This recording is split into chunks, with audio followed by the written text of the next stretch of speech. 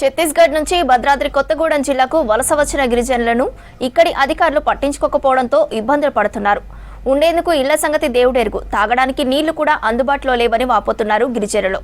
అధికారులు తమను పట్టించుకొని కనీస సౌకర్యాలు కల్పించాలని కోరుతున్నారు.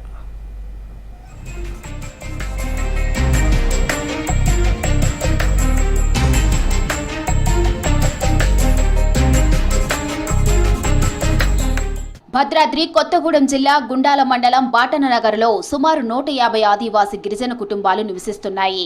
30 ఏళ్ల క్రితం ఛత్తీస్గఢ్ ప్రాంతం నుంచి ఇక్కడికి వలస వచ్చారు. ఛత్తీస్గఢ్లో జీవించే పరిస్థితి లేక పొట్టగూటి కోసం ఈ కుటుంబాలు ఇక్కడకు వలస వచ్చాయి. అడవిలో పూరి గుడిసెలను ఏర్పాటు చేసుకుని పోడు సాగు చేసుకుని జీవిస్తున్నారు ఆదివాసీయులు.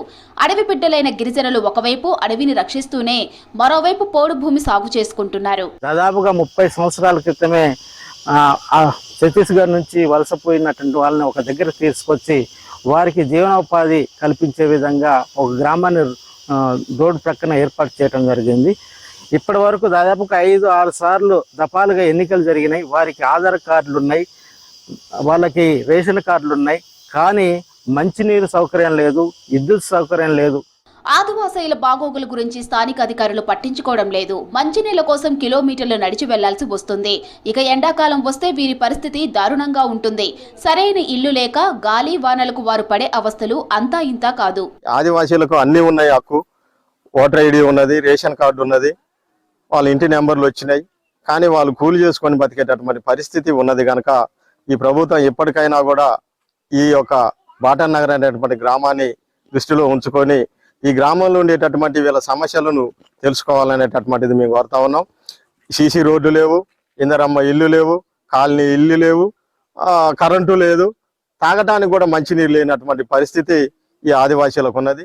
సోలార్ సిస్టమ్ ఏర్పాటు చేసినప్పటికీ అవి సరిగా పనిచేయకపోవడంతో ఆ గిరిజనులే చిన్న చిన్న ప్లేట్ల ద్వారా జీరో బల్బుల వెలుతురును ఏర్పాటు చేసుకున్నారు. ఆ గ్రామంలో అంతర్గత రోడ్ల నిర్మాణాన్ని పట్టించుకునే నాదుడే లేడు.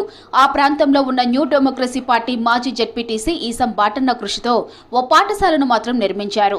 అంతటితో ఆ గిరిజన గూడెంను వదిలేశారు. పోడ వ్యవసాయం చేసుకోవడంతో పాటు తునికాకు, ఇప్ప పువ్వు సేకరించడంతో కొంత ఆదాయం వస్తోంది.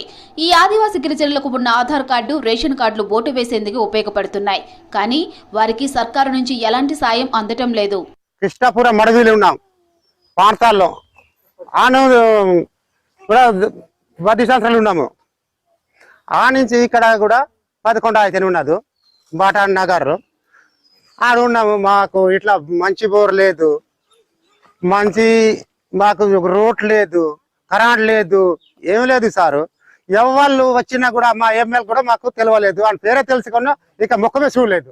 కనీస సౌకర్యాల కోసం ఎన్నో ఏళ్లుగా ఎదురు చూస్తున్నామని, అత్యవసర పరిస్థితుల్లో హాస్పిటల్ కూడా వెళ్లలేని పరిస్థితి ఉందని ఆవేదనగా చెబుతున్నారు గిరిజనులు.